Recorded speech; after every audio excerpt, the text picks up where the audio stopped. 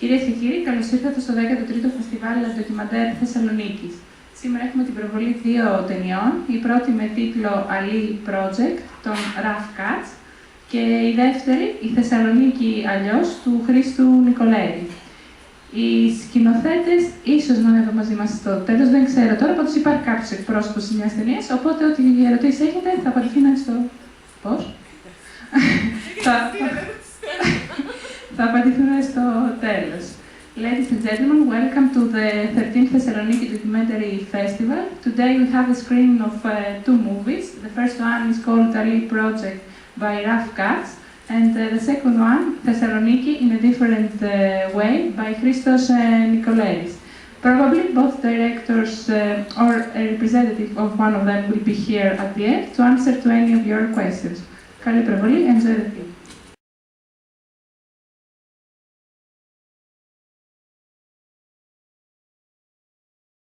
Δεν είναι εδώ, είναι όμως οι εκπρόσωποι, οπότε ελάτε εσείς και εσείς.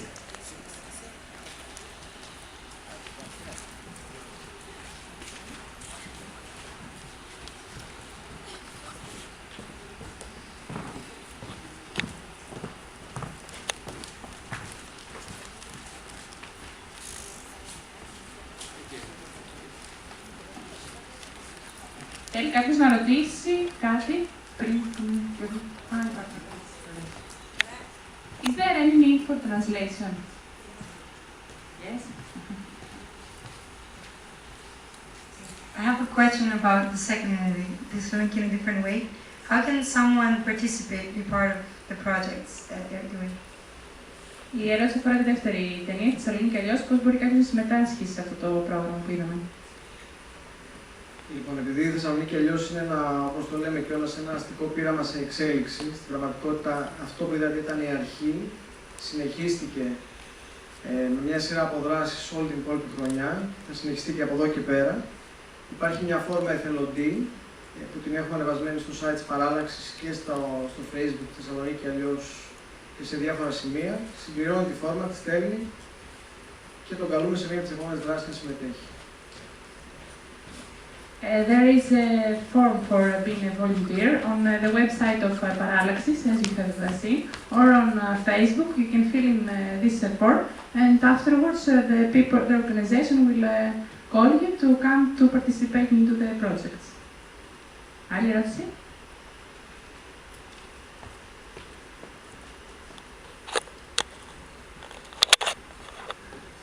Εγώ έχω μία ερώτηση και για τις δύο ταινίες. Μάλλον θα ξεκινήσω με το άλλο project. Επειδή γνωρίζω πώς λειτουργεί το στέκι, η ερώτησή μου είναι πόσο εύκολο είναι τα μαθήματα γλώσσας να γίνονται, ξέρω, από εθελοντές. Δεν είναι επαγγελματίες δάσκαλοι, ούτε μιλούν αφγανικά, ιρανικά ή οποιαδήποτε άλλη γλώσσα χρειάζεται. Πόσο εύκολο είναι τελικά να υπάρξει επιτυχία, όπως βλέπαμε ο άλλοι μιλούσε πολύ καλά αγγλικά, φαντάζομαι δεν τα άμαθα στο Ιράν. Πώς λειτουργεί αυτό ακριβώς? Εξαρτάται. Να κάνει να το The question refers to the first documentary, Alley Project. Is it easy, because the lessons are made by volunteers, is it easy, how the procedure, is it easy to learn a language, how is it done? Εξαρτάται από τη θέληση που έχει ο μαθητής και από την ικανότητα του καθηγητή. Αυτό συμβαίνει σε όλα τα... σε όλα ό,τι πας να μάθεις. Βασικά, εμένα το πρώτο γεφύρωμα με ενδιαφέρει. Δηλαδή, όταν έρχεται κάποιος που δεν μιλάει καμία ευρωπαϊκή ή λατινογενή γλώσσα και λέει: θέλω να μάθω ελληνικά, θέλω να μάθω αγγλικά. Πώς το λέει, βέβαια, εντάξει. Αυτό είναι κάτι που φαντάζομαι ότι στο στέκι μπορείς να το ρωτήσεις και μπορείς να το μάθεις εμάς. Ο Αλή, από ότι δηλαδή, με αυτό που έχουμε να κάνουμε με τον Αλή, ήταν πάρα πολύ πρόθυμος να μάθει.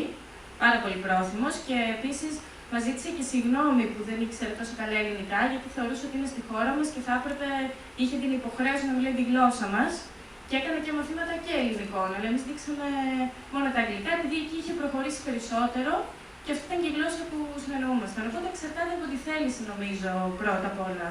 Και από εκεί πέρα ο τρόπος είναι κάτι που φαντάζομαι το βρίσκουν κάπως εκεί οι καθηγητές. Και μια ερώτηση δεύτερη ταινία είναι... Να το πω λίγο στα αγγλικά, να καταλαβαίνετε. It is not a very simple way, but it depends on the will both of the student and the professor. Ali knows English. We have shown you the English part on the documentary. He speaks Greek not as well as English, and he apologized to us for that, but we don't think it's a very difficult way to learn the language. Και για το Θεσσαλονίκη αλλιώς. Είδαμε την Ούγκα Κλάρα, Bike Respect, άπειρες ομάδες της πόλης, οι οποίες λειτουργούν εδώ και πολλά χρόνια. Πώς ακριβώς έγινε το πρώτο ξεκίνημα όλες αυτές οι ομάδες να κάνουν κάτι μαζί? We have seen many teams here, groups here in Thessaloniki. How did they manage to start this project? Η σκέψη μας ήταν να γιορτάσουμε τα 20 χρόνια της παράταξης με έναν εξωστρεφή τρόπο. Δεν θα ήταν ένα καθιερωμένο πάρτι από αυτά που συνηθίζουν να κάνουν οι άνθρωποι γιορτάζοντας κάτι, αλλά με μια πρόταση για το πώς θα μπορούσε να λειτουργήσει η πόλη από εδώ και στο εξής. Και επειδή είναι μια πόλη στην οποία καλώς ή κακώς τις τελευταίες δεκαετίες δεν έχουμε μάθει να συνεργαζόμαστε, σκεφτήκαμε ότι θα ήταν ένα πολύ μεγάλο στοίχημα αν καταφέρουμε να συντονίσουμε όλες αυτές τις ομάδες. Είναι 120 ομάδες, 1000 δημιουργοί και 250 εθελοντές. Ξεκινήσαμε λοιπόν, επειδή με τους περισσότερους γνωριζόμαστε όλα αυτά τα χρόνια, αλλά και με όσους δεν γνωριζόμαστε τους απευθυνθήκαμε. Τους προτείναμε να συμμετέχουν στο project, δουλέψαμε μαζί για περισσότερους από 2,5 μήνες και τελικά το αποτέλεσμα μας δικαίωσε, γιατί νομίζω ότι δεν έχει ξαναυπάρξει μια τόσο μεγάλη συνέργεια στην ιστορία της πόλης, δηλαδή τόσοι πολλοί άνθρωποι να δουλέψουν για ένα τέτοιο project τόσο αρμονικά. Και φυσικά, επειδή όπως είπα και στην αρχή δεν τελείωσε εκεί, σε όσα project ακολούθησαν, από τις 22 Σεπτεμβρίου που ήταν η Παγκόσμια Μέρα χωρίς αυτοκίνητο μέχρι τις νύχτες στα μουσεία, η δράση για τους αστέγους και όλα τα υπόλοιπα που κάναμε, να συνεχίσουμε να κάνουμε, ομάδες προστίθενταν συνεχώς και φορείς και άνθρωποι και τώρα πια αυτός ο αριθμός έχει μεγαλώσει πολύ περισσότερο. Πριν σας αφήσω, θέλω να σας πω ότι αμέσως μετά, βγαίνοντας από εδώ δηλαδή, δίπλα στο Μουσείο Φωτογραφίας, έχουμε ένα slide show από όλες τις δράσεις του αλλιώς μέχρι τώρα και μια χαλέρη κουβέντα για όσα θα ακολουθήσουν. Αν έχετε τη διάθεση στο καφέ του Μουσείου Φωτογραφίας, συνεχίζουμε. Next to the Museum of Photography, you can see some of the actions of Parallaxi. You can discuss with the people who organize these actions. And to answer to the question, they wanted in Parallaxi to celebrate the 20 years of this organization. They saw it as a bet to manage to cooperate with all the teams here in Thessaloniki. Let me tell you, 120 teams, 1,000 volunteers and 250 creators participated in this project, and for the organizers it was a great bet. They won it, and from the 22nd of September up until now, these actions continue. Κάποιος άλλος? Για το δεύτερο, θέλω να ρωτήσω πάλι, στην ουσία δημιουργήσατε ένα δίκτυο, αν κατάλαβα καλά, από οι προϋπάρχουσες ομάδες που δρούσαν στον αστικό ιστό της πόλης. Πώς λαμβάνονται από περιέργεια, πώς λειτουργεί, πώς θα μπορούσε να λειτουργήσει το κεφάλαιο αυτού του δικτύου? Πώς λαμβάνονται οι αποφάσεις, δηλαδή υπάρχει μια ομάδα της παράλλαξης, υπάρχουν όλες αυτές οι ομάδες που μαζεύονται κάποια στιγμή, κάνουν προτάσεις, εσείς τις δέχεστε, αποφασίζει με μια πενταμελής ομάδα, πώς λειτουργεί στην ουσία αυτό το δίκτυο δηλαδή? I've seen that you have created a network of teams in Parallaxis. How does it work? Who is responsible for taking all the decisions? Στην πραγματικότητα το Θεσσαλονίκη αλλιώς είναι πια μια ομάδα 15 περίπου ανθρώπων που είναι ο στενός πυρήνας και ξεκίνησαν ως αυτοί που συντόνισαν τις υπόλοιπες ομάδες. Στην πορεία, το πέρασμα του καιρού έγιναν οι πιο στενοί μας συνεργάτες. Εμείς λοιπόν μαζευόμαστε. Κάνουμε ένα σχεδιασμό των επόμενων πραγμάτων που μας αφορούν, που δεν είναι πια μόνο τέτοιου είδους event. Έχουμε μπει στη διαδικασία να κάνουμε και πιο στοχευμένα πράγματα. Να σας πω ένα παράδειγμα, στις 8 Απριλίου φέρνουμε στη Θεσσαλονίκη έναν από τους πιο διάσημους πολεοδόμους του κόσμου, τον David Sim. Είναι ένας urban planner που το φωνάζουν σε διάφορες πόλεις του κόσμου και προτείνει λύσεις που συνήθως εφαρμόζονται.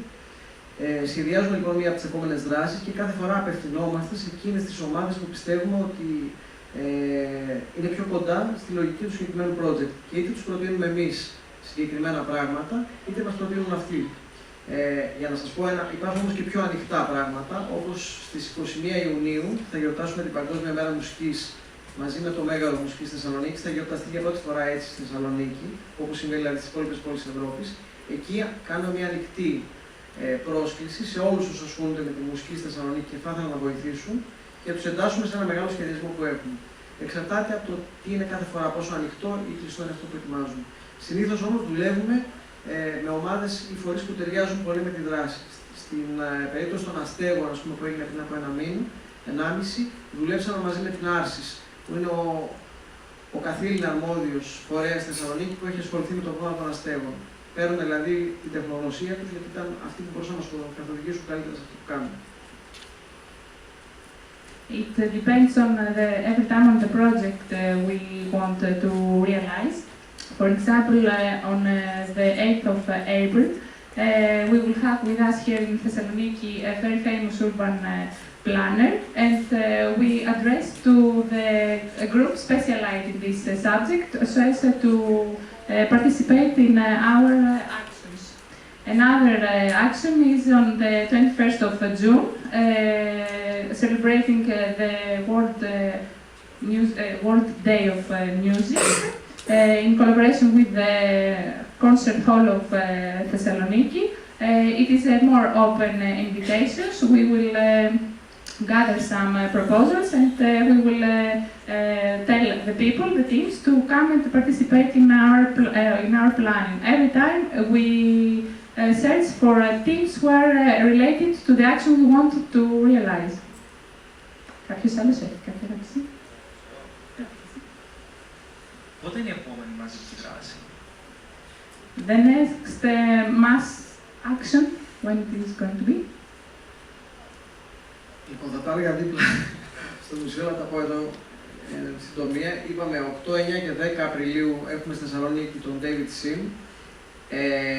Εκεί ουσιαστικά είναι τρία πράγματα. Το ανοιχτό για το κοινό είναι στις 9 Απριλίου στο Μέγαρο Μουσικής, όπου θα μιλήσει για το πώς η ομάδα του έχει αλλάξει πόλεις στον υπόλοιπο πλανήτη και τι προτείνει για τη Θεσσαλονίκη. Στις 3 Μαΐου, μαζί με το ΕΚΒ, 2 μέρες πριν την έναρξη της Διεθνούς Έκθεσης Βιβλίου, οργανώνουμε σε όλο το κέντρο της πόλης το βιβλίο «Αλλιώς», όπου θα προσπαθήσουμε το απόγευμα εκείνης της Τρίτης να φέρουμε τον κόσμο πιο κοντά στο βιβλίο. 21 Ιουνίου, όπως σας είπα, είναι η Παγκόσμια Μέρα της Μουσικής σε όλη την πόλη, αλλά όταν λέμε σε όλη την πόλη, εννοούμε όντως όλη την πόλη, δηλαδή θα πάμε και θα κάνουμε συναυλίες σε υποβαθμισμένες γειτονιές της πόλης μακρινές, που συνήθως ο πολιτισμός δεν πηγαίνει. Και στις 4 Ιουνίου, που είναι τα πρώτα γενέθλια της Θεσσαλονίκη αλλιώς, υπάρχει μια πολύ μεγάλη δράση που την κρατάμε για έκπληξη για ακόμα λίγες μέρες, αλλά θα είναι ένα από τα πιο εντυπωσιακά project που έχουμε κάνει, νομίζω, και είναι και μια πρόταση για το πώς μπορεί να λειτουργήσει ένα μεγάλο τμήμα της πόλης. Αυτές είναι οι προγραμματισμένες δράσεις που αφορούν τον πολύ κόσμο, γιατί υπάρχουν και συγκεκριμένες δράσεις που είναι πιο κλειστές, όπως έλεγα και λίγο πριν. Κάνουμε μια δράση στην Ευκαρπία, σε μια περιοχή που παλιά είχε το τιτάν και τώρα έχει ερημώσει, με δεντροφύτευση και θα προσπαθήσουμε να ευαισθητοποιήσουμε λίγο τα παιδιά της περιοχής σε θέματα περιβάλλοντος. Και άλλες 3 δράσεις που θα γίνουν σε συνοικισμούς, καταβλισμούς τσιγκάνων κτλ. Αλλά αυτές είναι δράσεις στοχευμένες και γίνονται μόνο για τους συγκεκριμένους ανθρώπους. We have many actions, as I told you before. On the 8th to 10 of April, we have with us the urban planner David Sim, and on the 9th of April, he will talk to the public in the concert hall of Thessaloniki. On the 3rd of May, in collaboration with the EKVIT, we have an action called The Book in a Different Way. On the 21st of June, during the World Day of Music, there will be many actions all around the city of Thessaloniki. On the 4th of June, we will celebrate the first birthday of Thessaloniki in a different way. We have a surprise, we can't reveal it to you yet, but we are planning many big and impressive projects. Other actions are in Efkarpia for environmental research. We will motivate people, especially young children, to plant trees, and we have also other 3 actions concerning the romance here in Thessaloniki. Κάποιος άλλος?